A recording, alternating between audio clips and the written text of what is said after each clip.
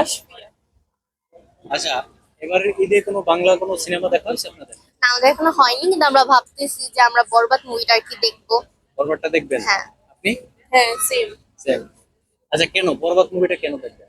মানে এই মুভিটা নিয়ে অনেক হাইপ হচ্ছে এবং অনেকেই মানে রিভিউ হিসেবে বলছে যে অনেক ভালো। তো এই সময় আমরা ভাবতেছি যে আমরা এই মুভিটা আর কি দেখবো। আপনি কেন দেখবেন? আমিও সেম। সেম।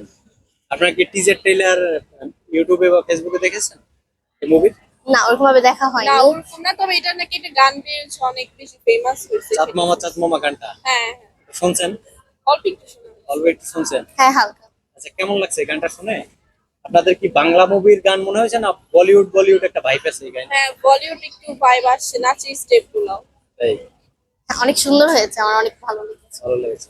আচ্ছা, শাকিব খানের কোনো মুভি এর আগে দেখা হয়েছে আপনাদের? হ্যাঁ, মেবি মানে কয়েকটার মতো দেখা হয়েছে। তুফান দেখছেন? তুফান হ্যাঁ, তুফান মুভিটা হ্যাঁ দেখছেন? বাসায় 2 দিন আগে মনে হয় দেখা হচ্ছে বাসায়। তাই কেমন লাগছে? হ্যাঁ ভালোই। ভালোই। রায়হান রাফি। হ্যাঁ ভালো। প্রিয়তমা দেখছেন? আর প্রিয়তমাটা আমার দেখা হয়নি। রাজকুমার শুধু তুফান দেখছে। আচ্ছা, তুফানের একটা গান আছে না, লাগে উড়া দুরা তুমি কোন হ্যাঁ। শহরের মাইয়া? হ্যাঁ হ্যাঁ, গানটা খুবই সুন্দর, গানটা অনেক ভালো। গানটা অনেক ভালো। আপনার কাছে কেমন? হ্যাঁ আমার কাছে অনেক ভালো লাগে। অনেক ভালো লাগছে।